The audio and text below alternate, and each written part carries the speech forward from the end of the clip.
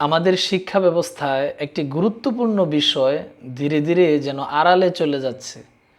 তা হলো শিক্ষার উদ্দেশ্য শুধু ভালো নম্বর পাওয়া নয়, বরং শিক্ষার উদ্দেশ্য একজন ভালো মানুষ হওয়াও। একজন শিক্ষকের কাছে শিক্ষার্থীর পরীক্ষার নম্বর অবশ্যই গুরুত্বপূর্ণ, কারণ নম্বরের মাধ্যমে শিক্ষার্থীর শিক্ষার অগ্রগতি কিছুটা হলেও বোঝা যায়। কিন্তু নম্বর একজন শিক্ষার্থীর পূর্ণ পরিচয় নয়।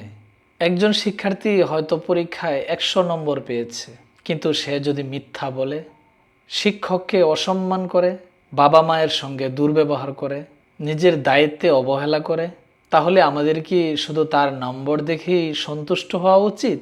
আবার কোনো শিক্ষার্থী হয়তো তুলনামূলক কম নাম্বার পেয়েছে, কিন্তু সে অত্যন্ত ভদ্র, সত্যবাদী, দায়িত্বশীল, পরিশ্রমী এবং আদবওয়ালা। তাহলে কোন শিক্ষার্থী ভবিষ্যতে সমাজের জন্য বেশি কল্যাণকর হবে? এই প্রশ্নটিও আমাদের ভাবতে হবে।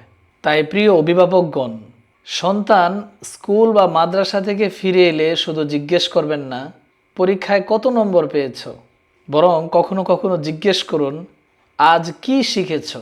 তোমার শিক্ষকের সঙ্গে কেমন আচরণ করেছো? তোমার কোন কোন বন্ধুকে আজ তুমি সাহায্য করেছো? তোমার কোন কোন বন্ধুর সাথে তুমি ভালো ব্যবহার করেছো?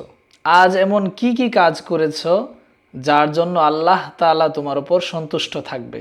কারণ সন্তান যদি শুধু নাম্বারের জন্য পড়াশোনা করে, হয়তো সে পরীক্ষায় ভালো করবে, কিন্তু আপনার সন্তান যদি আদব, তাকওয়া, সততা ও দায়িত্ববোধ নিয়ে বড় হয়, তাহলে সে জীবনে ভালো মানুষ হওয়ার সম্ভাবনা তৈরি করে।